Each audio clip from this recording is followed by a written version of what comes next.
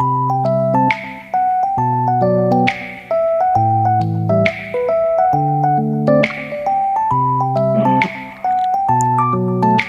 श्री राम। नई शिवहरवानी हनुमानगढ़ टाउन राजस्थान से रोज आपको पंचांग सुनाता हूँ, गंगा दर्शन दिखाता हूँ, तत्पश्चात स्कंद पुराण का पाठ सुनाता हूँ। संवर्त के मुख से महिसागर संगम की महिमा तथा भृत्य यज्ञ द्वारा शतरुद्रीय सुनकर शिवजी की आराधना से इंद्र द्युमन आदि सब भक्तों को शिव सारूप्य की प्राप्ति। नारद जी कहते हैं, मुनिवर लोमश जी के ये वचन सुनकर राजा इंद्रद्युम्न ने कहा, अब मैं आपको छोड़कर दूसरे किसी के पास नहीं जाऊंगा। यही आपसे अनुग्रहित होकर अब मैं शिवलिंग का आराधना करूंगा, जो कि मनुष्य को सब प्रकार की सिद्धि प्रदान करने वाला है। वक्र, गृध, कच्छप और उलूकने के भी वैसा ही विचार प्रकट किया है। मुनिवर लोमश बड़े शरणागत वत्सल थे। उन सब लोगों पर दया करके उन्होंने शिव दीक्षा की विधि से उन्हें लिंग पूजन का उपदेश किया। सच है, साधु पुरुषों का समागम तीर्थ से भी बढ़कर है। उनका परिपक्व फल तत्काल प्राप्त होता है तथा वह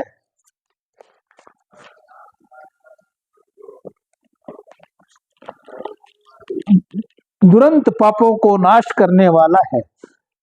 साधु सभा सत्संग रूपी सूर्य का उदय कोई अद्भुत और अनिर्वचनीय प्रभाव रखता है, क्योंकि वह अंतकरण में व्याप्त हुए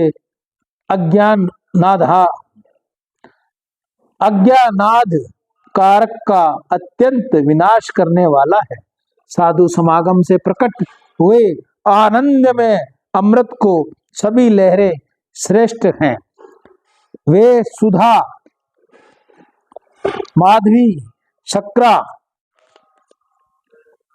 और मधु के समान मीठी एवं 6 रसों से युक्त है।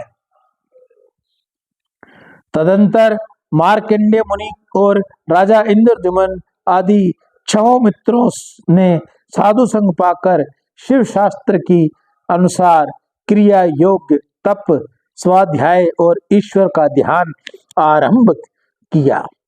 एक समय उनके तपस्या काल में ही लोमश मुनि का दर्शन करने के लिए उत्सुक हो तीर्थ यात्रा के प्रसंग से वह वहां गया, क्योंकि तीर्थ यात्रा के प्रसंग से महापुरुषों के दर्शन के लिए जाना ही यात्रा का प्रधान उद्देश्य है।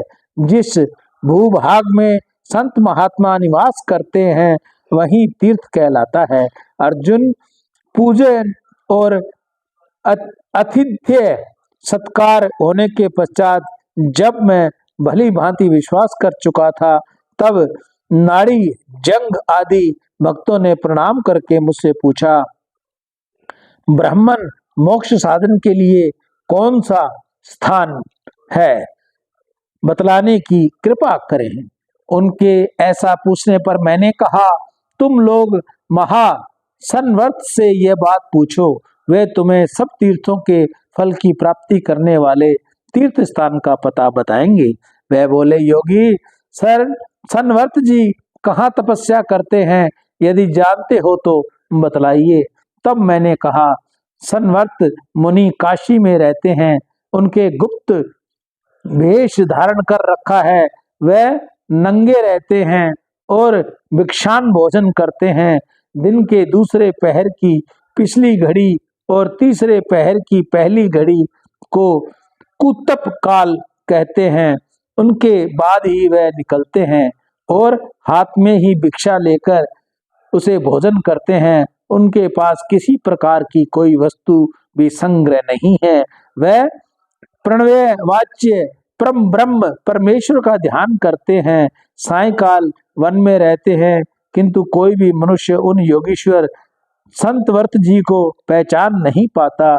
न पहचान पाने का एक ही कारण है, उन्हीं के जैसा वेश और चिन्ह धारण करने वाले दूसरे लोग भी वहां रहते हैं। मैं एक ऐसा लक्षण बतलाता हूँ जिससे तुम लोगों को सनवर्त जी की पहचान लोगे।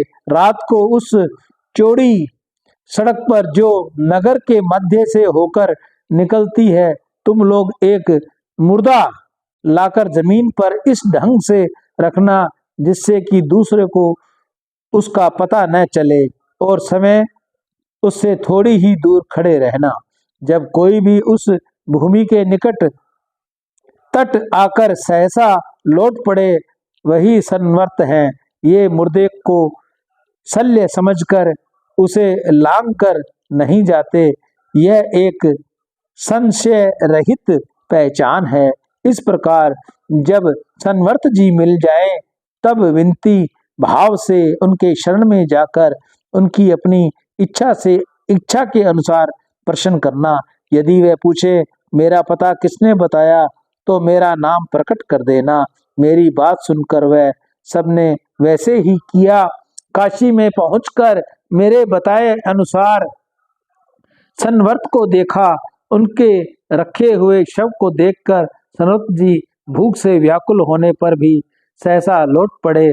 तब वे उन्हें पहचान कर शीघ्रता पूर्ण उनके पीछे गए। सड़क पर चलते हुए संत सनवर्त को पुकार कर कहते जाते थे, ब्राह्मण क्षण भर के लिए खड़े हो तो जाइए, परंतु वे उन्हें फटकारते हुए चले जाते हैं। साथ ही ये भी कहते हैं कि अरे तुम सब लोग लौट जाओ।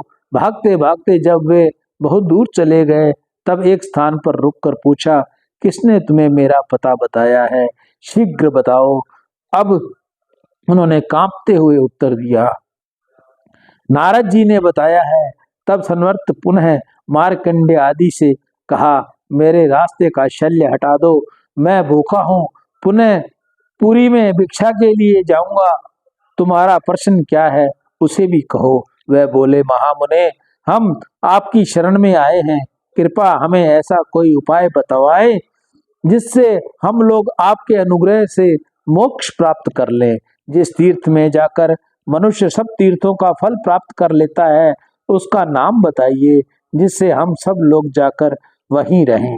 सनवर्त ने कहा, स्वामी का कार्तिय तथा नव दुर्गाओं को नमस्कार करके मैं तुम लोगों को सर्वोत्तम तीर्थ का परिचय देता हूँ। उस तीर्थ का नाम है महिसागर संगम। ये परम बुद्धिमान नृपश्रेष्ठ इंद्रधुम्न जब यहाँ यज्ञ करते थे, तब उनके द्वारा ये पृथ्वी 2 अंगुल ऊंची कर दी गई। उस समय जैसे गीले काठ के तने पर उससे पानी चूता है, उसी प्रकार ज्ञान अग्नि द्वारा तपती हुई पृथ्वी से जल का स्तोत्र टपकने लगा। उस जल राशि को समस्त देवताओं ने नमस्कार किया। वही मही नामक नदी है। पृथ्वी जो भी तीर्थ है, उन सबसे जल से उत्पन्न सारूप मही नदी का जल माना गया है। मालवा नामक देश के मही नदी उत्पन्न हुई है और दक्षिण समुद्र में जाकर मिली है। उसके दोनों तट परम पुण्यमय तीर्थ हैं। वह सबके लिए कल्याणमयी है।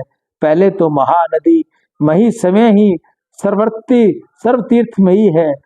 फिर जहाँ सरिताओं के स्वामी समुद्र से उसका संगम हुआ, उस तीर्थ के विषय में कहना ही क्या है। काशी, कुरुक्षेत्र, गंगा, नर्मदा, सरस्वती, तापी, पयोनी, निर्विंध्या, चंद्रभागा, इरावती, कावेरी, सरयू, गंडकी, नैमिषारण्य, गया, गोदावरी, अरुणा, वरुणा तथा अन्य जो 20,600 नदियां इस पृथ्वी पर विद्यमान है, उन सब के सार तत्व से मही नदी का जल प्रकट हुआ। बताया गया है कि पृथ्वी के सब तीर्थों में स्नान करने से जो फल मिलता है, वही मही सागर संगम में भी प्राप्त होता है। ऐसा कहा गया है। स्वामी कीर्तिकेय का भी इस विषय में ऐसा ही वचन है। यदि तुम लोग किसी एक स्थान में सब तीर्थों का सहयोग चाहते हो तो परम पुण्य में महिसागर संगम तीर्थ में जाओ। मैंने भी पहले वहीं बहुत वर्षों तक वहां निवास किया तथा नारद जी के बेह से आकर रहता हूँ। महिसागर संगम से नारद जी मेरे पास ही रहते थे। इधर की बातें उधर लगा देने का गुणा उनमें विशेष रूप से है। इन दिनों राजा मरुत मुझे ढूंढने का प्रयास करते हैं। नारद जी उन्हें मेरा पता अवश्य बता देंगे, यही भय था। यहाँ तो बहुत से दिगंबर साधुओं के बीच उन्हीं के समान बनकर मैं भी रहता हूँ। मरुत्य मरुत्य से अधिक भयभीत होने के कारण मैं यहाँ गुप्त रूप से निवास करता हूँ। मुझे संदेह है नारद पुनः मेरा यहाँ रहना मृत्यु को बता देंगे, क्योंकि उनकी प्राय ऐसी चेष्टा देखी जाती है कि तुम लोग कभी किसी के यह सब न कहना। महाराजा मृत यज्ञ की सिद्धि के लिए चेष्टा कर रहे हैं। कुछ कारणवश देवताओं के आचार्य मेरे पिता ने उनको त्याग दिया है। अतः उस यज्ञ का ऋण ऋणतंग बनाने के लिए उन्होंने मुझे गुरुपुत्र को ही मनोनीत किया है। परंतु अविद्या के अंतर्गत होने वाले हिंसात्मक यज्ञों से मेरा कोई प्रयोजन नहीं है। इसलिए राजा इंद्रद्युम्न के साथ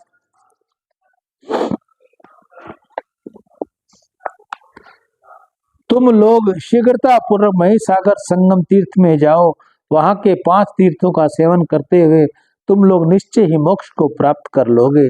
ऐसा कहकर शरत जी अपने अभीष्ट स्थान को चले गए और इंद्रद्युम्न आदि वे सब लोग मृत यज्ञ मुनि के पास पहुंचकर वहां महिसागर संगम तीर्थ में रहने लगे। मुनि ने अपने विषय जान लिया कि ये सब लोग भगवान शिव के गण हैं। ये जानकर वह उन सब लोगों से बोले, अहो तुम लोगों का पुण्य अत्यंत निर्मल और महान है, जिससे इस महिसागर नामक गुप्त क्षेत्र में तुम्हारा आगमन हुआ है।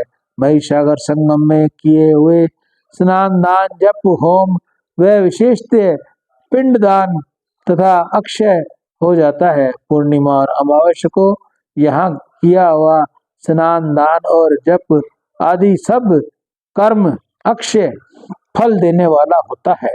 महर्षि नारद पूर्व काल में जब यहाँ स्थान निर्माण किया था, उस समय उन्होंने आकर वरदान दिया था। शनि देव को वरदान दिया वह इस प्रकार है, जिस समय शनि के साथ अमावस्या हो उस दिन वहां स्नान दान पूर्वक श्रद्धा करें। यदि श्रावण मास के शनिवार को अमावस्या तिथि हो तो उसी दिन सूर्य की संक्रांति तथा व्यतिपात योग भी हो तो यह पुष्कर नामक पर्व होता है। इसका महत्व 100 सूर्य ग्रहणों से भी अधिक है। उक्त सब योगों का संबंध यदि किसी प्रकार उपलब्ध हो जाए तो उस दिन लोहे की शनि मूर्ति का और सोने की सूर्य प्रतिमा का महिसागर संगम में विधि पूर्वक पूजन करना चाहिए।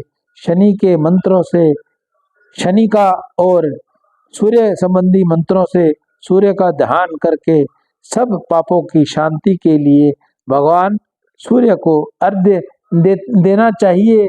उस समय वहां का स्नान प्रयाग से भी अधिक है, दान कुरुक्षेत्र से भी बढ़कर है। महान पुण्य राशि सहायता हो तब यह सब योग्य प्राप्त होता है। वहीं किए हुए श्राद्ध से पितरों को स्वर्ग में अक्षय तृप्ति प्राप्त होती है। जैसे परम पवित्र गया शीर पितरों के लिए परम तृप्तिदायक है, इसी प्रकार उससे भी अधिक पुण्य देने वाला महिसागर संगम है। सियावर राम जय जय राम, मेरे प्रभु राम जय जय राम।